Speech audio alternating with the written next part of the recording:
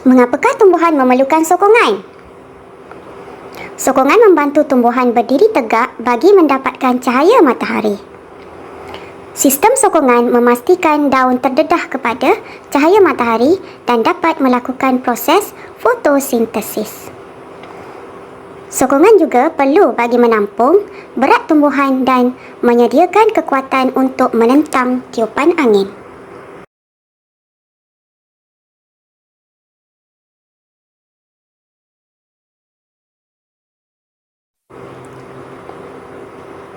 Sokongan utama bagi tumbuhan ialah batang dan akar.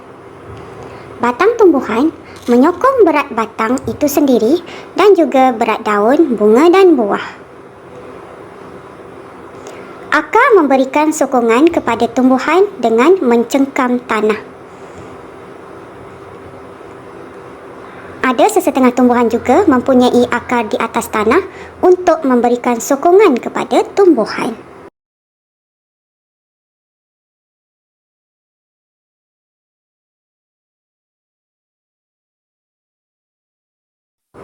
Sekarang mari kita lihat sistem sokongan tumbuhan darat dan akuatik. Kita lihat dulu tumbuhan darat. So, dalam tumbuhan darat boleh dibahagikan kepada dua, iaitu tumbuhan berkayu dan juga tumbuhan herba atau tidak berkayu.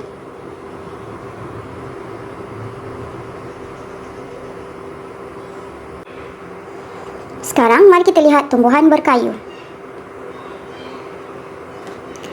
Raja di sebelah adalah menunjukkan tumbuhan berkayu. Tumbuhan berkayu biasanya besar dan tinggi seperti pokok rambutan dan pokok angsana. Sistem sokongan bagi tumbuhan berkayu ialah tisu yang keras, kuat dan tegar. Tisu ini dibina daripada lignin, iaitu bahan kompleks yang tegar dan keras.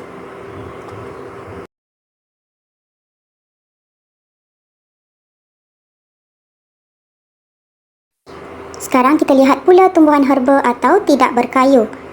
Rajah di sebelah menunjukkan contoh bagi tumbuhan yang tidak berkayu.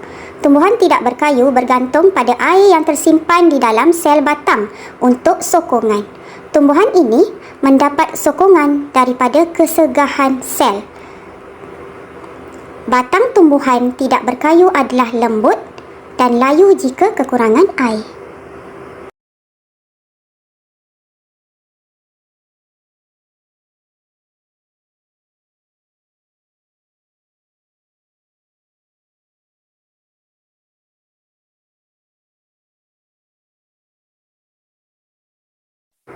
Sesetengah tumbuhan membentuk struktur khas untuk memberikan sokongan tambahan atau untuk memanjat pada sokongan lain untuk memperoleh cahaya matahari. Sokongan tambahan pada tumbuhan berkayu adalah seperti akar bane. Akar bane terdapat pada pokok yang besar dan tinggi seperti pokok durian dan pokok angsana. Akar sokong ialah akar-akar yang tumbuh daripada batang atau dahan ke dalam tanah untuk menyokong tumbuhan. Akar jenis ini ada pada pokok bayan, pokok pandan dan pokok ara. Akar jangkang pula menyokong pokok bakau yang hidup dalam kawasan paya. Sulur paut ialah struktur halus dan berlingkar yang melilit tumbuhan lain atau objek untuk sokongan. Sulur paut ada pada pokok timun, peria dan labu. Akar cengkam mencengkam pada tumbuhan atau struktur lain untuk sokongan. Akar cengkam terdapat pada pokok orkid dan pokok deduit.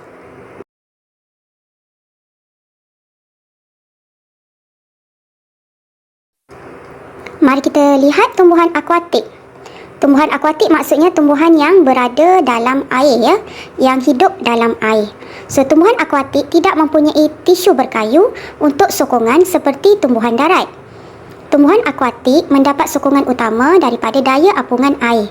Selain itu, tumbuhan akuatik juga mempunyai batang dan daun yang mempunyai tisu arenkima. So, ini adalah contoh bagi tumbuhan akuatik. Bunga teratai dan juga pokok kiambang.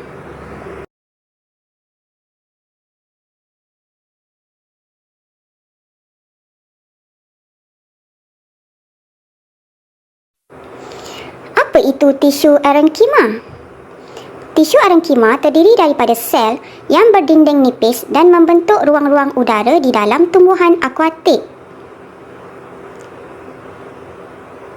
Keapungan tumbuhan dibantu dengan adanya ruang-ruang udara ini. Bagi sesetengah tumbuhan akuatik, tumbuhan itu membengkak dan mempunyai batang berongga dan besar bagi menambah daya apungan seperti pokok keladi bunting dan teratai. Dan ini adalah contoh bagi tisu arenkima. Inilah dia, tisu arenkima yang terdapat pada pokok akuatik.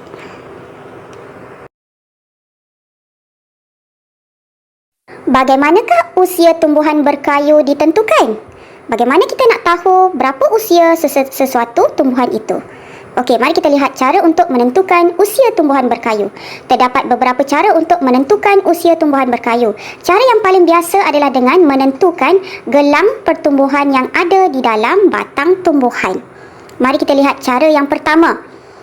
Pokok yang ingin ditentukan usianya akan ditebang. Pokok dipotong merentasi batang seperti rajah di sebelah. Gelang yang terdapat pada batang pokok dikira. Satu gelang mewakili 1 tahun. Jika terdapat 20 gelang bermaksud pokok itu sudah berusia 20 tahun.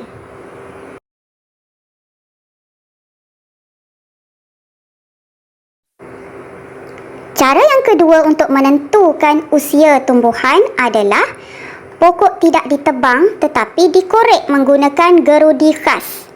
Pokok digerudi sehingga 75% mata gerudi atau separuh ukur lilik pokok. Mata gerudi dikeluarkan dan gegelang tumbuhan dikira. Cara ini dapat menyelamatkan pokok daripada ditebang. Cuba lihat rajah di sebelah untuk melihat bagaimana cara pokok ditebang. Okey, sekarang kita tengok hubung kait sistem sokongan dan kestabilan dalam tumbuhan. Pokok berkayu yang tinggi seperti pokok balak, contohnya seperti pokok cengal, mempunyai akar bane yang tumbuh melebar di atas permukaan tanah dan akar tunjang yang menusuk jauh ke dalam bumi. Ukuran lilitan batang biasanya besar untuk memastikannya stabil dan kuat. So, kestabilan tumbuhan dipengaruhi oleh pusat graviti dan keluasan tapak. Semakin rendah pusat graviti, semakin stabil tumbuhan itu. Sebagai contoh, jika di rumah anda mempunyai pokok bunga kertas dan pokok durian, pokok manakah yang lebih stabil? Sudah tentu pokok bunga kertas, kerana pokok bunga kertas lebih rendah daripada pokok durian.